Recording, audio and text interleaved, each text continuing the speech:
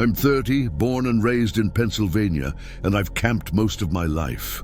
October has always been my favorite month to go. Cold enough for a thick sleeping bag, no bugs, and the woods smell like wet leaves and wood smoke. In 2022, I decided to do a solo weekend at a state forest I'd been to before. It's an older campground, half the site's close after Labor Day. The host kiosk was empty. The self-pay box had a pencil tied to it with twine, and every time the wind moved the trees, dry leaves skittered across the asphalt like tiny animals. I took Site 17 because it sat at the end of a loop with no one near it. There's a narrow footpath behind it that disappears up a ridge. At check-in, there was a pale closed for season sign still hanging on the post, but the metal tag said open, so I assumed they just forgot to remove the old sign. I paid cash, filled out the stub and slid it into the slot. The sun was low, and the air already had that bite that turns your breath into little ghosts. The first odd thing I noticed was a small stack of flat stones near the edge of the fire ring, like a little cairn. 5 stones, balanced. It seemed like something a kid would do. I moved it aside with my boot and didn't think about it again. I set my tent, stacked wood, ate a quick dinner and sat by the fire watching fireflies blink across the black slope. Somewhere downhill, a barred owl called and another answered. Leaves fell around me with soft taps. Around 10, a single white light appeared up the ridge behind my site, like a headlamp moving between trunks. It wasn't on the trail. It was too high. It shone for 2 seconds and then clicked off. I stood up, listened, and heard nothing but a distant creak and wind through oak leaves. It could have been a hunter hiking out late. I told myself that. I zipped the tent and set my car keys next to the sleeping bag, fob facing up so I could hit the panic button if I needed to. At midnight, I woke to a soft whistling. 3 notes, then silence. I held my breath. The fire was down to coals. The tent fly knocked slightly in the breeze. 3 notes again in the same pattern from the footpath behind my tent. Not a bird. Human. I laid there with my hand on the key fob and counted to 60 twice. Nothing. When I finally unzipped and stepped into the cold, I swept my headlamp across the trees. The beam caught floating breath vapor and a line of orange flagging tape tied to a sapling at chest height that I swear wasn't there before. I followed the tape 10 paces and found another piece tied to the next tree, and another after that, leading toward the ridge. And then the third odd thing, a fresh black trail camera strapped to a trunk facing back toward my site. Not the kind park staff use. The strap looked new, and there was no park label. It pointed directly through the trees at my tent door. I took a step closer, and the night shifted. Leaves crunched softly uphill. I froze. Whatever it was stopped when I stopped. I turned the lamp off and listened. There's a silence particular to October forests when all the bugs are gone. You can hear the faint tick of cooling metal and the tiny drip of dew off leaves. I heard slow footsteps again, just enough pressure to move leaves, then stillness. My chest thudded. I backed away, found my tent, and slid inside while the zipper rasped too loud. I didn't sleep much. Around 2, something circled my sight. It wasn't a deer. Deer are careless and quick. This was deliberate, slow. My car's panic would blow every bird out of the trees, but it also told whoever that I was awake and scared. I held the fob anyway and waited it out. After a while, the steps faded and the wind returned. Sometime near dawn, I drifted off. At first light, I unzipped and stepped into cold air that burned my nose. The ground around my tent had been ringed with small cairns, like the first pile I knocked over. Little stacks of 2 and 3 stones, spaced every few feet in a crooked circle. Fresh boot prints with a distinct heel pattern crossed my sight, then headed into the brush behind me. I followed the prints 10 yards, and they vanished where the ground turned to carpeted leaves. The trail camera was still there, lens pointed toward me. Its red record LED was off, but I knew some models don't show anything when they're on. I cut the orange tape down and took it with me. I didn't touch the camera. I packed fast with that prickling feeling on my neck that I get when someone is behind me. When I turned the key to leave, 2 small stones clacked softly off my hood. They hadn't been there when I packed, I put it in gear and drove to the entrance. The camp host had arrived. An older man sat under the kiosk awning, drinking coffee from a thermos. I told him everything: the headlamp, the whistle, the tape, the camera, the ring of stones. His brow furrowed. 17 isn't open, he said. Someone must have flipped that tag. He took my half of the registration stub and looked at the date. Rangers have been pulling unauthorized cameras off trees this month. Bow season brings some strange folks out. I'll call it in.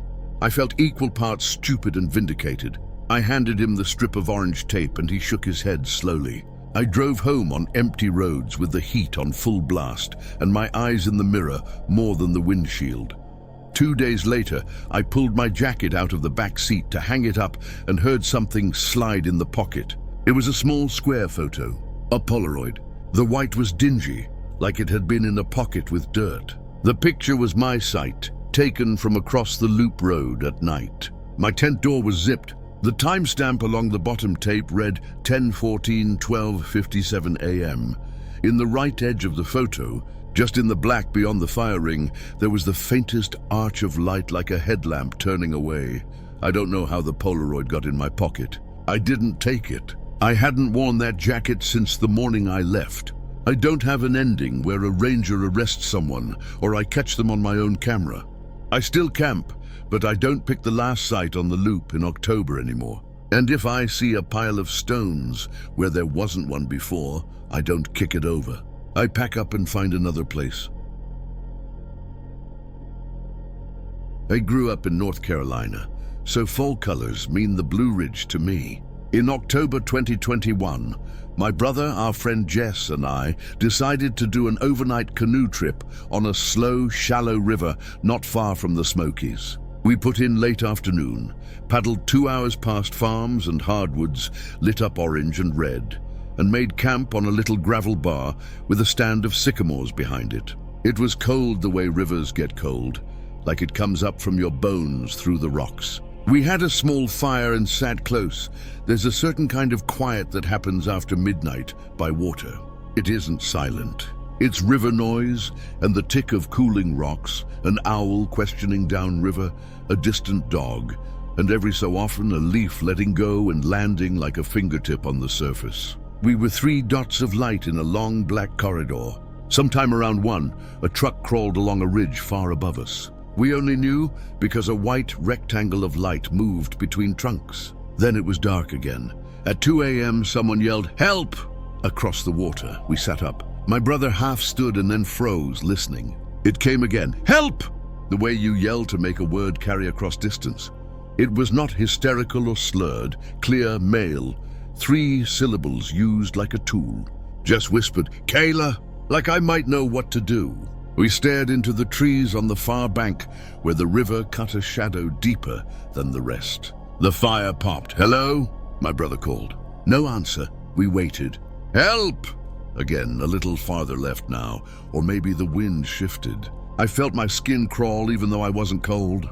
Everyone's heard about coyotes mimicking human calls. I've heard them sound like a drunk neighbor and a crying baby and a screen door. This wasn't that. It was practiced. "We should go," Jess whispered. She meant in the morning. In the dark, our canoe was a dark shape at the edge of dark water, pushing off blind into current with trees reaching out like hands is a good way to flip and spend the rest of the night hypothermic. We decided to wait for light and agreed that if we heard a splash, not a fish but a body, we'd light every headlamp and go. We didn't sleep, not really. At first light, fog lay on the river like breath, and our fire had turned to a nest of red eyes. We packed fast. While my brother was coiling the stern rope, he paused and frowned. "Kay, look." He pointed at the surface near the far bank, where a thin tan line lay just under the skin of the water, stretched taut from bank to bank. It was hard to see until the light hit it. It wasn't fishing line. It was a tan nylon cord, the kind you use for tarps, tied around a willow root on our side and a sycamore on the other, just under the surface, at ankle height if you were wading. The loose end on our side had 3 small stainless steel clips attached at equal distances, like something had been hung there and removed. We cut it with my knife. Jess held the cord while my brother pulled until the far knot slid free and the whole thing coiled like a snake at our feet. On the trunk where it had been tied, someone had scraped a fresh notch with a blade and left a little curl of bark like a fingernail. We pushed off. Every sound felt too close. When we rounded the first bend, we passed under a footbridge used by a trail. A man in blaze orange stood at the far railing looking downriver. He didn't wave. He didn't have a fishing rod. He just watched as we passed under, one hand on the rail, the other in his pocket. When I glanced back, he had turned and was walking the direction we were headed. Half a mile later, we pulled out at a rough takeout used by locals. Our car was one of two in the dirt lot. On my windshield, under the wiper, was a folded paper napkin, like the kind you get with gas station coffee. In ballpoint, 3 words: cutting others' line. I stood there holding a wet cord and a napkin that suddenly felt greasy and realized my hands were shaking. We didn't say anything for a long second. My brother took the napkin with 2 fingers like it might bite. We looked around. No other cars pulled in. No one sat with an engine idling. The lot opened into a fall hayfield with crows walking like undertakers. We reported it to the sheriff's office in town. The deputy at the desk listened and wrote it down. People run all kinds of illegal setups, he said. Snag lines, trot lines, but folks don't usually leave notes. His mouth did a tight half smile. If you want to camp again, stick to the park campground and leave a car. Predators like the places where people feel alone. I wish I could tell you we gave a description that led to a person. He wore orange like half the county in October. He had a hand, he walked. That's all. I still camp with my brother and Jess, but when we hear help in the night, we listen with our mouths closed. And before we pick a campsite by the water in October, we scan for lines twice. Once for what we can see, and once for what's just under the surface. I'm a grad student in Ohio. In 2020, I was studying leaf decay in streams, the kind of project that makes your friends joke that you're getting a degree in raking. It meant a lot of fall nights alone at small, mostly empty campgrounds in state forests. You know the style, a self-registration box at the entrance, a map printed 20 years ago stapled to the board, and a ring binder to jot your license plate and site number. It was the 3rd week of October. Cold enough that when I exhaled, my breath lifted like smoke. I pulled into a 9-site loop after dark. One RV sat near the bathhouse with blue light flickering inside. Every other site was empty, picnic tables pale in my headlights like bones. I filled a stub, wrote Marcus, Site 4, 1 night on my plate, slid the envelope in the slot and clipped the tag to my post. The wind moved the oaks like water. Every few minutes, heavy acorns dropped and spooked me the way they do when you're keyed up. You think it's a step, and then it's just a nut. I boiled water and ate noodles out of the pot with my hat on and my gloves off so I could hold the metal. At midnight, I walked to the bathhouse. The air carried that sweet, moldy smell old bathhouses have, like wet concrete and pine sol. On my way back, halfway between the pool of light by the building and the dark shape of my tent, I heard a kid's voice to my left say, "Dad?" I stopped dead. It wasn't a scream. It wasn't a trick of wind. It was a small voice, right at the edge of the trees, where the loop road curves, like a kid had stepped off the road and lost his way back to an RV. I swallowed. "Hey," I said. "You okay?" No answer. I turned my headlamp toward the curve. My beam hit trunks and leaf litter and the pale slash of the road and nothing else. "Dad?" Again, softer in almost the same spot. The RV's blue light was still flickering, but I didn't see anyone moving. I'm not a hero, but I'm not heartless either. I took 2 steps off the asphalt and my boot slid on leaves. Every story about lures and voices and coyotes came to sit on my shoulders at once. "I can call a ranger," I said, my voice sounding too loud and too small. Silence. The wind pushed leaves past like paper boats. I went back to my tent and zipped it fast enough to bite fabric. I lay there listening to the tiniest sounds, the creak of branches, the pop of cooling metal on my stove, a distant freight train, until somehow I slept. At 1:38, my car alarm chirped once. Just once, like someone tried a door handle and the sensor woke up enough to clear its throat. I sat up with the keys in my fist. Through the tent wall I could see the dull square of my car. I hit lock and it chirped properly. I lay back down and stared at the nylon 6 inches from my face. If someone was messing with me, they could pull the stake and collapse the tent. If someone was messing with me, they could do a lot worse. At 2:11, the alarm chirped once again. I slid out of the bag, stuck my boots on sockless, and stepped into the cold in one motion. My headlamp washed my sight and the road in harsh white. No one stood there apologizing. No one giggled and sprinted away. On my picnic table, something fluttered in the light breeze, pinned by a small rock. I walked to it and saw my self-registration slip, the yellow carbon copy I had kept in my pocket. It had been taken and returned. My name had been underlined twice in pen. Under it, in neat block letters, someone had written, "Stay on your site." My scalp crawled. I swept the beam in a slow circle. The RV had gone dark. The bathhouse light hummed. I looked past my tent toward the map board, where the binder sat in its cracked plastic box.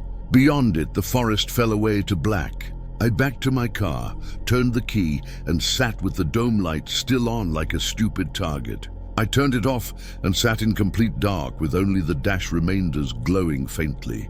I don't know what I was waiting for. Maybe for the sun to make it a different place. At 3:02, from somewhere up the loop, a car engine turned over and died like someone bumped a remote start and then cut it. The sound was far enough that my chest eased. I must have drifted, because the next thing I remember clearly is morning.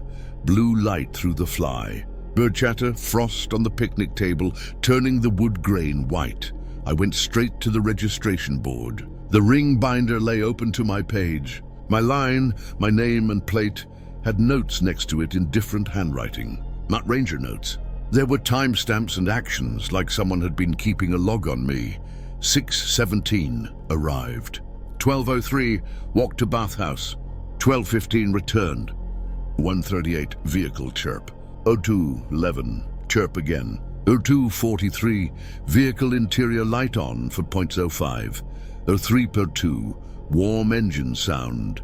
A coffee ring stained the margin next to my name. The page above mine had no such notes. The one below had no one checked in. It wasn't official. It was someone's game. I pulled my slip out of the rock on my table and folded it twice. I packed with my shoulders up around my ears and carried my bag to the trunk, with my keys between my fingers, like I was going to punch a cloud. When I closed the trunk, a red dot flicked across my bumper and dissolved. I froze. The dot did not return. Maybe it was a reflection from a bird, a trick of sun on chrome. Maybe it was something else. I drove to the ranger station 20 minutes down the road. The woman at the desk wore a fleece that looked older than me and had the kind eyes I wanted to see. I showed her the log. Her mouth went thin. "We've had complaints of someone messing with the registry," she said. "We cleared the board last week. You say the RV left before dawn?" I nodded. "We'll pull the camera." She gestured at a tiny black rectangle mounted under the map roof that I hadn't seen in the dark. "I don't know if it caught anything." She took my number. They never called. This is the truth I learned that year. Empty campgrounds are not really empty. And sometimes the scariest thing is a pen in someone else's hand. I still camp for my research, but now I carry my stub in my wallet and I write my plate on a sticky note and throw it away when I leave. If I hear a kid say, "Dad," in October I think of how quiet a person can be if they stand still enough, and how someone with time can make a map of you while you sleep. Which story scared you the most? Comment below and subscribe for more true horror stories.